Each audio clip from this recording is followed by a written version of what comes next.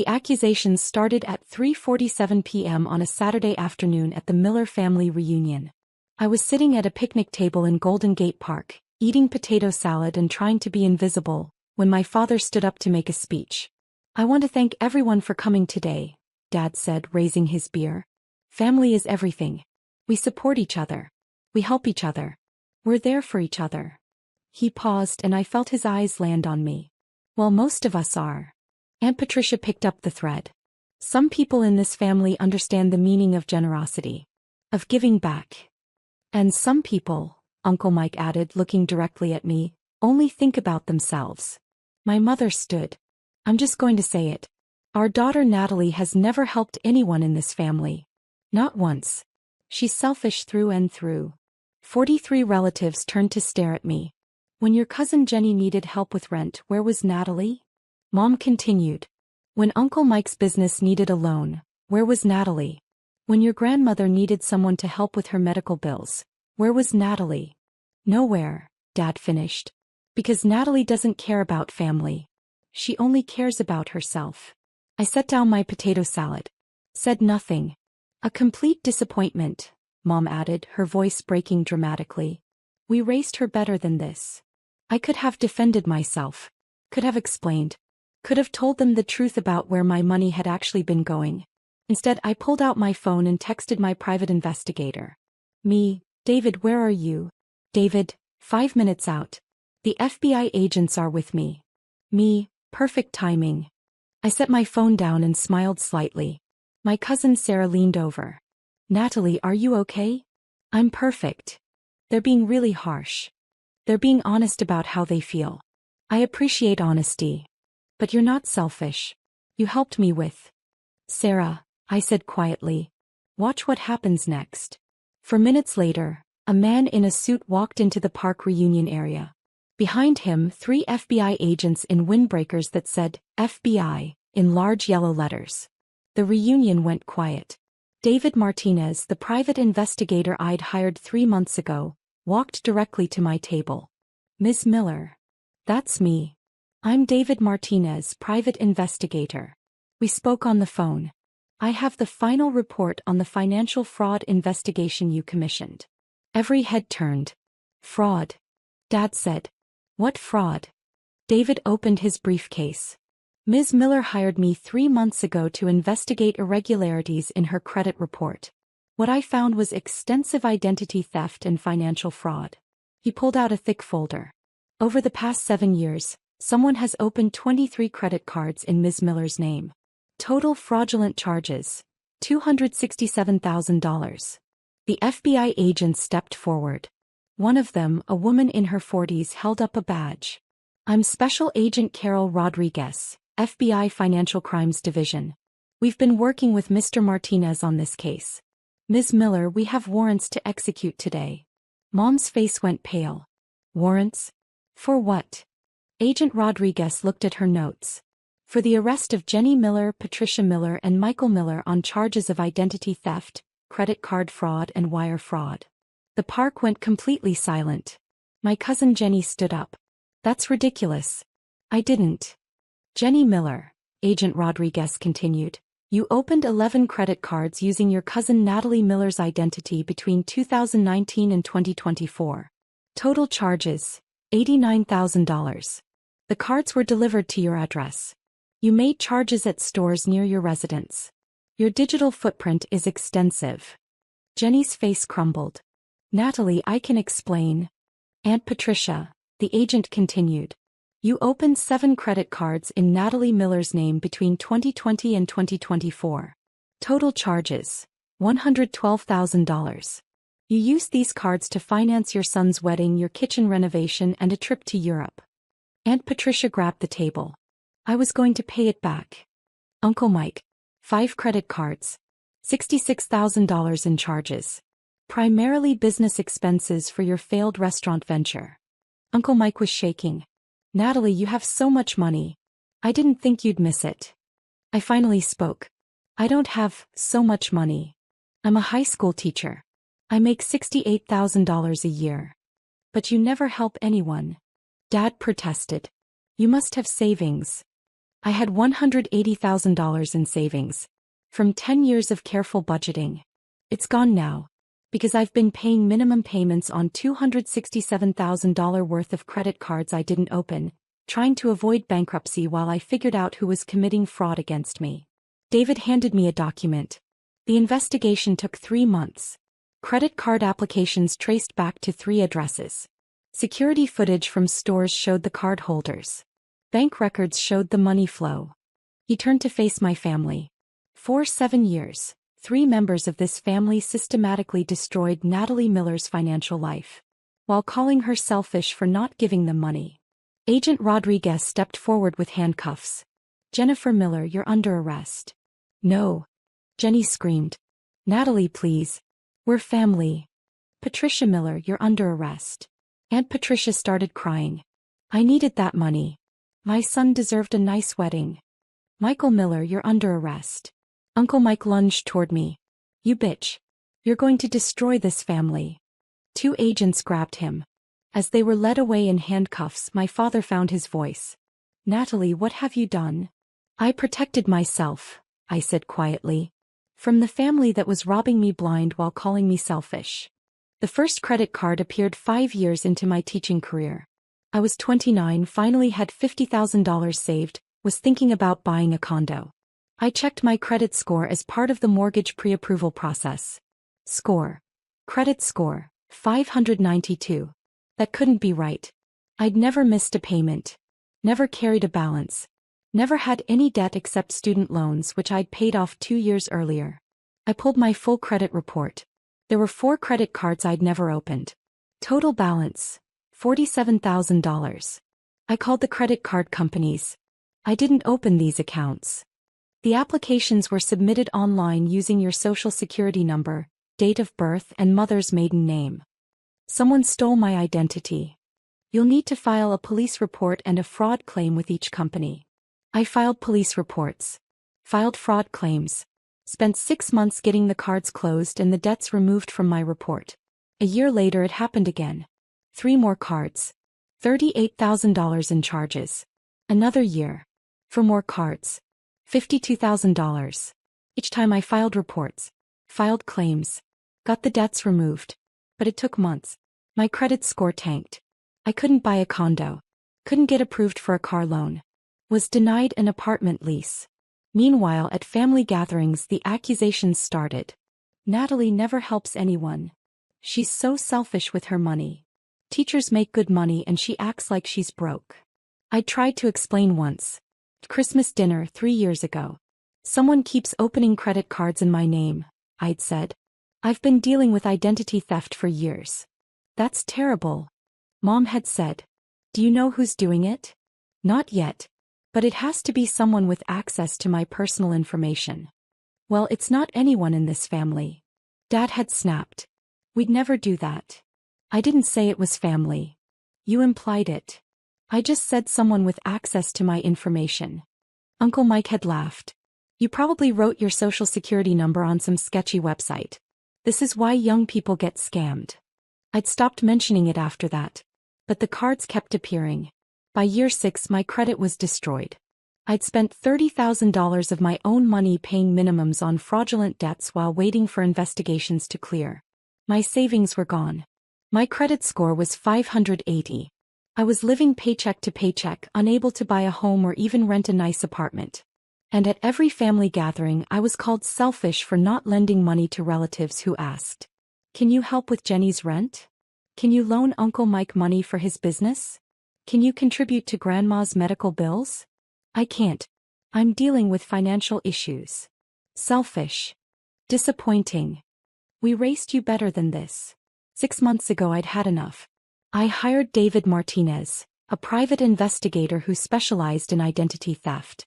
"I want to know who's doing this to me. I don't care what it costs." This kind of investigation typically runs $15,000 to $25,000, he'd said. "Fine. Find them." Took 3 months. But David found everything. The thing people don't understand about identity theft. It's not just about the money. It's about the time. Each fraudulent card required hours on the phone. Filling out forms. Filing police reports. disputing charges, providing documentation. I'd spent literally hundreds of hours over 7 years fighting fraud while working full-time as a teacher. Teaching isn't a 9 to 5 job.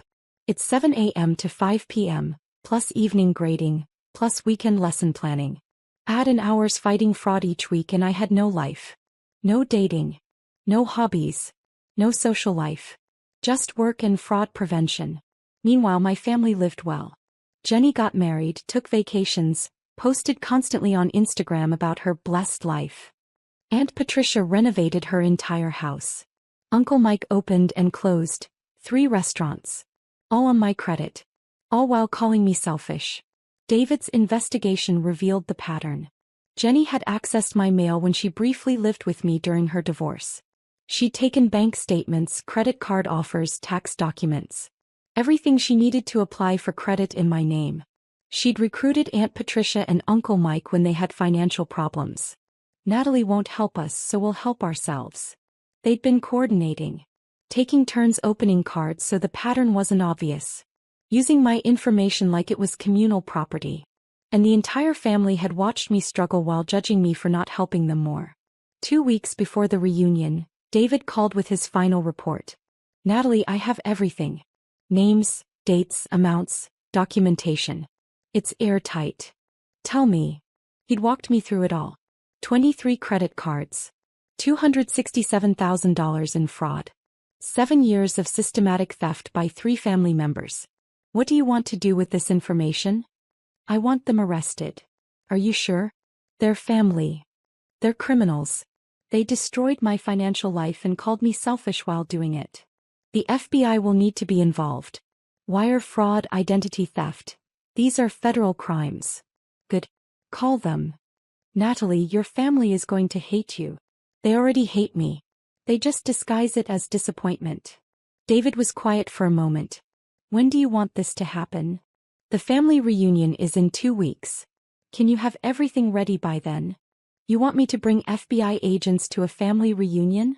I want them arrested in front of everyone who spent 7 years calling me selfish. That's cold. That's justice. The 2 weeks before the reunion, I prepared carefully. First, I met with Special Agent Carol Rodriguez and her team. They reviewed David's evidence. This is excellent investigative work, she said. Clear pattern of fraud.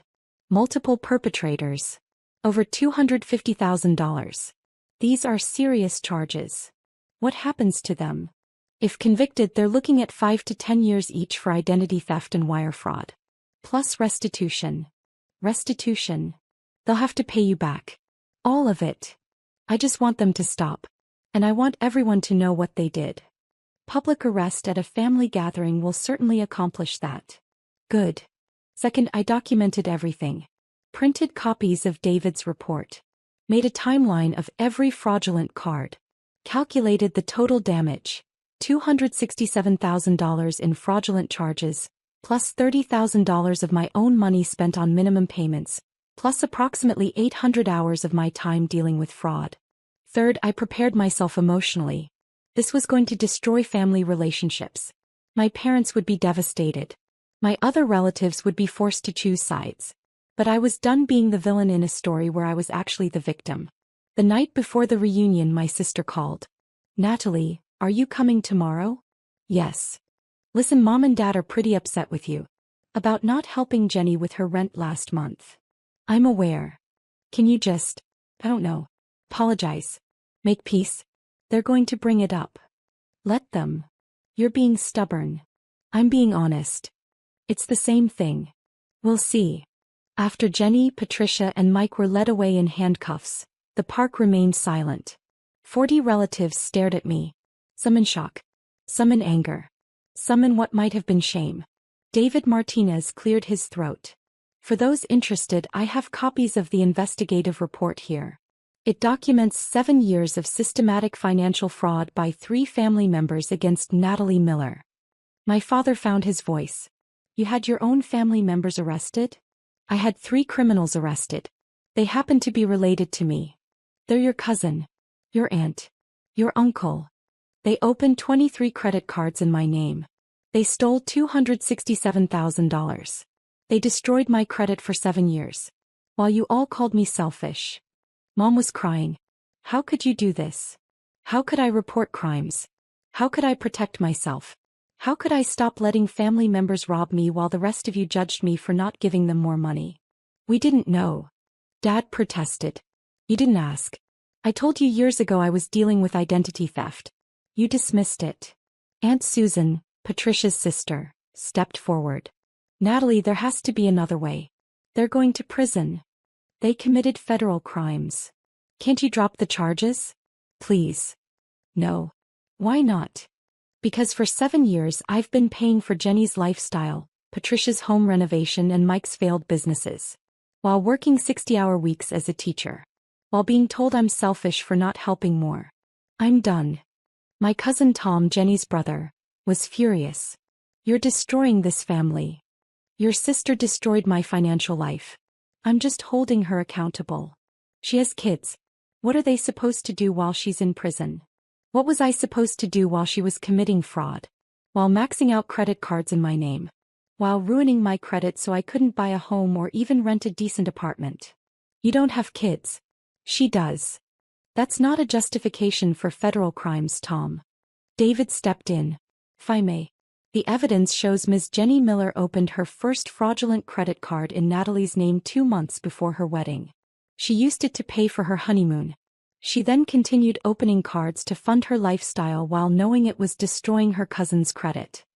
Patricia Miller renovated her kitchen using fraudulent credit. Took a European vacation. Paid for her son's wedding. All while Natalie worked a second job tutoring to pay minimums on debts she didn't create. Michael Miller opened 5 cards in 18 months to fund restaurant ventures that failed. When they failed, he abandoned the debt that was attached to Natalie's name, destroying her credit score to 580. He looked around the reunion. These weren't mistakes.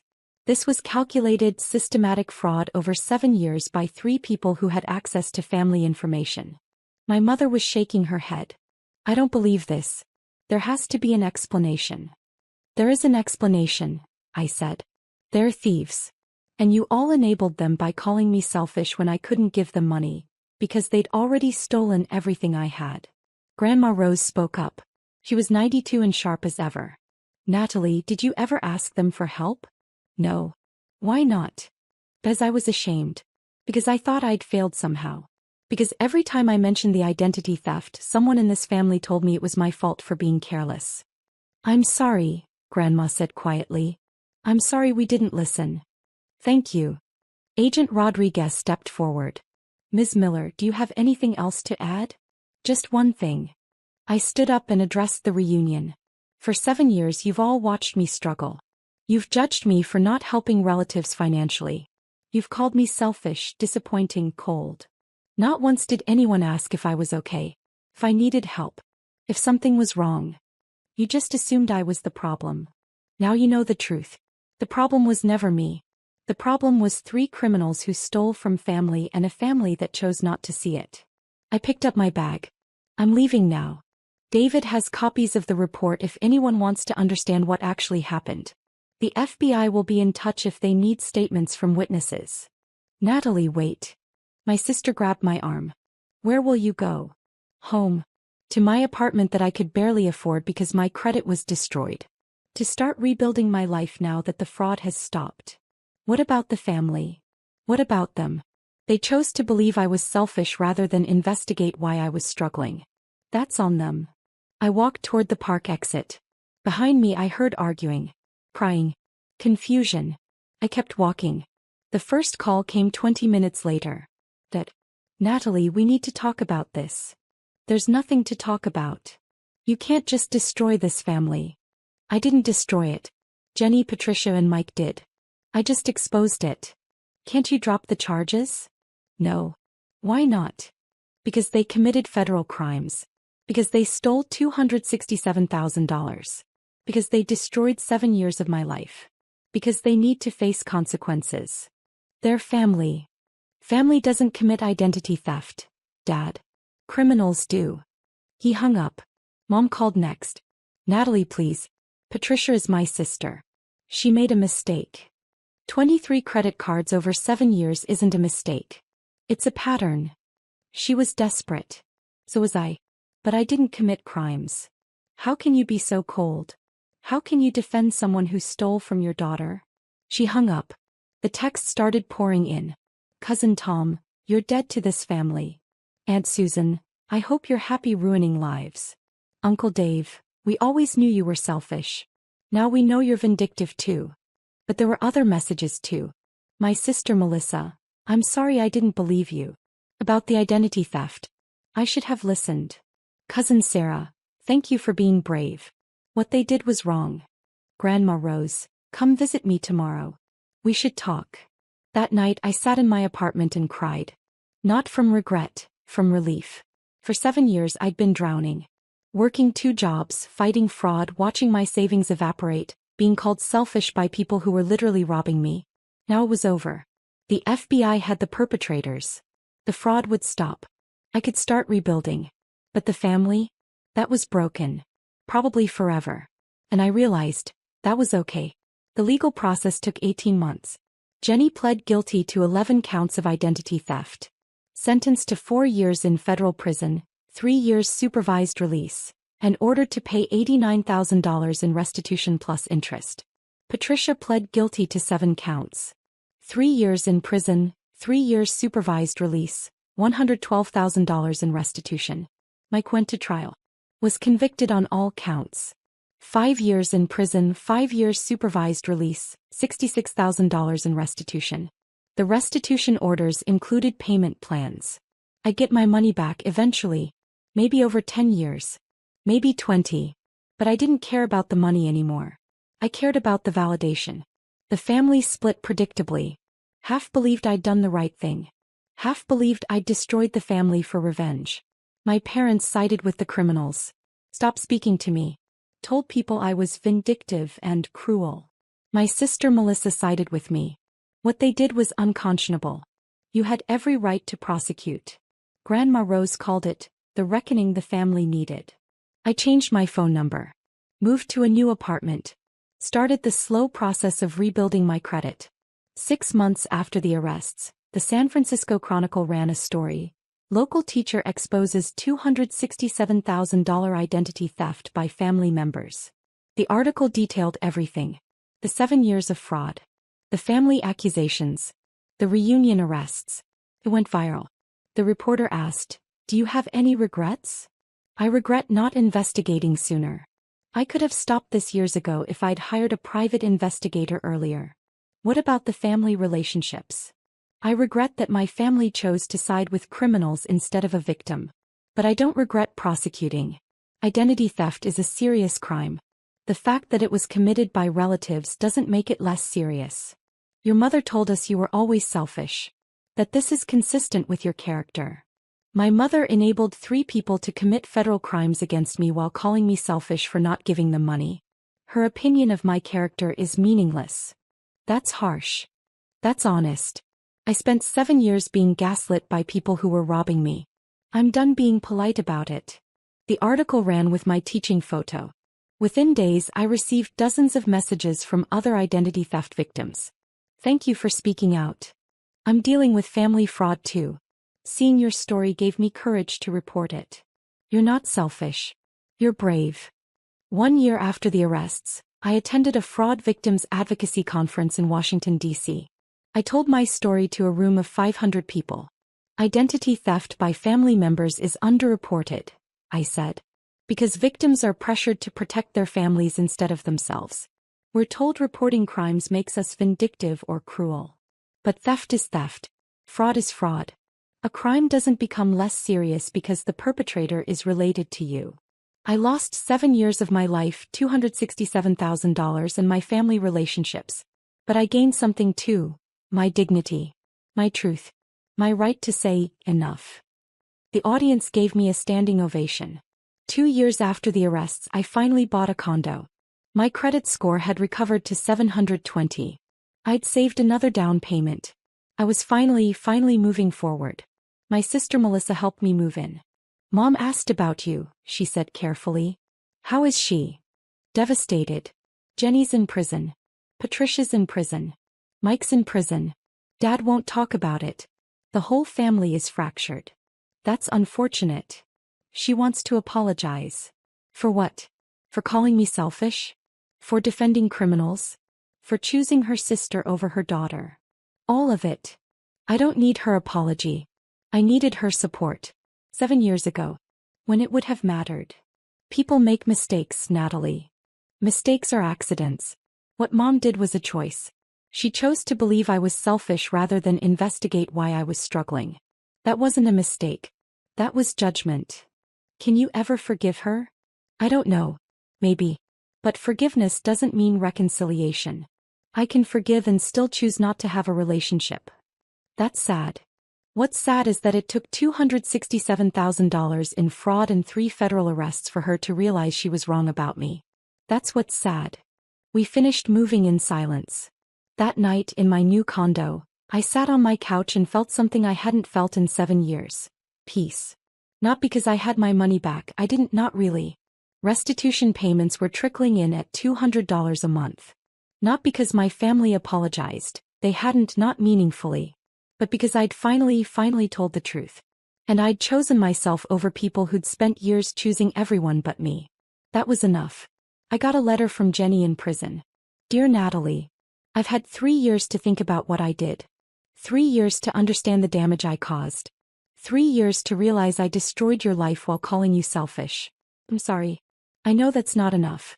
I know sorry doesn't give you back 7 years or $89,000 or your family relationships. But I'm sorry anyway. I told myself I'd pay you back. That it was temporary. That you wouldn't miss it because you were single with no kids and I had a family to support. I was wrong.